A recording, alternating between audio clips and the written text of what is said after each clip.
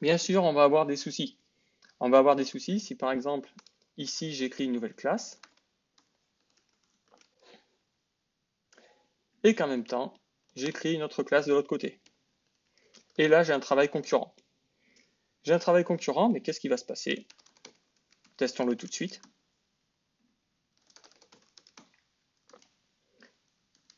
J'enregistre. J'ai donc le fichier classe.java qui est dans un état modifié des deux côtés.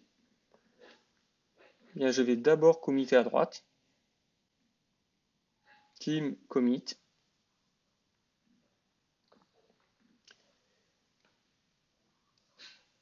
Et ensuite un push. Remote push upstream. À gauche, je vais essayer de committer directement.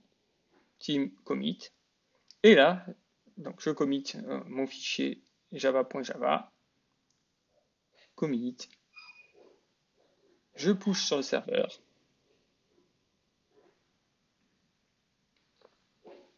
Et là, j'aurai une erreur. J'aurai une erreur parce qu'on me dit non, attention, entre le moment où tu as fait tes éditions et le moment où tu as pushé, il y a une nouvelle version qui est apparue sur le site. Donc tu n'as pas le droit de pusher tant que tu n'as pas récupéré les modifications qui avaient été faites sur le site. Et auquel cas, il va soit me mettre directement le bouton Pull Changes qui va essayer de récupérer les modifications sur le serveur, soit je peux faire un simple cancel et le refaire par la suite. Donc je vais réessayer en faisant Teams Remote et cette fois-ci je fais un pull from upstream. Et quand je fais un pull, il me dit attention, tu as des modifications locales, tu as des modifications sur le serveur, on va essayer de les fusionner. Donc soit on fait un rebase, donc qui consiste à écraser ce qu'on avait déjà fait, soit essayer de fusionner les éléments. Et bien on va essayer de fusionner. On clique sur merge, on va peut-être avoir des conflits, on va essayer de les résoudre.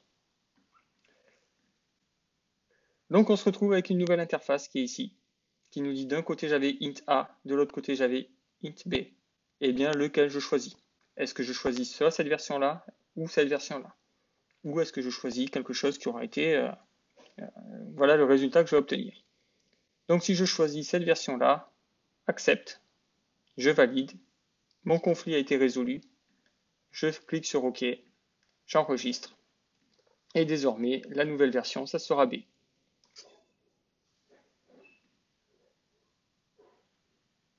Je commit à nouveau, j'ai corrigé mon conflit, je push,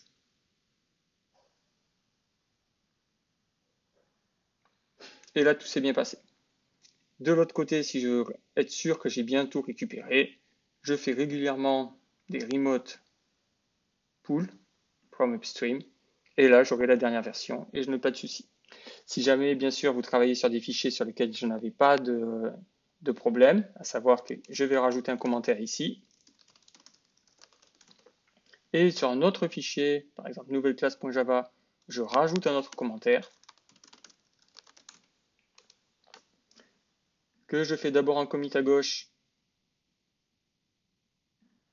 puis que je fais un commit à droite,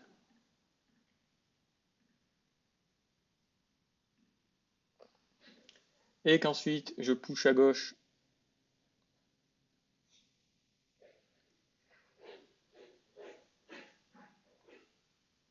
À gauche, je push sans trop de problème. À droite, on va me dire que c'est pas bon, qu'il faut que d'abord que je fasse un pull. Donc je fais d'abord quand même mon push pour tenter. Et il me dit attention, eh bien cliquons sur pull changes. Eh bien il fait un pull. Je peux tenter un merge. Il me dit qu'il n'y a pas eu finalement de problème parce qu'on a réussi à synchroniser sans problème. Est-ce que je veux continuer à pusher? Oui. Et là j'ai ma nouvelle version. Ma version a bien été pushée. Vous voyez qu'ici j'ai toujours bien mon test de commentaire qui est dans le fichier java.java, mais que si je vais dans le fichier nouvelle classe, je me retrouve avec le commentaire qui avait bien été mis là. Dans java.java, j'ai toujours ce commentaire que j'avais rajouté, qui n'apparaît pas à gauche. Et si je veux qu'il apparaisse à gauche, cette fois-ci, je fais un remote et un pull from upstream. et ce commentaire apparaîtra. Et donc j'arrive toujours à récupérer les états synchronisés entre mes deux binômes.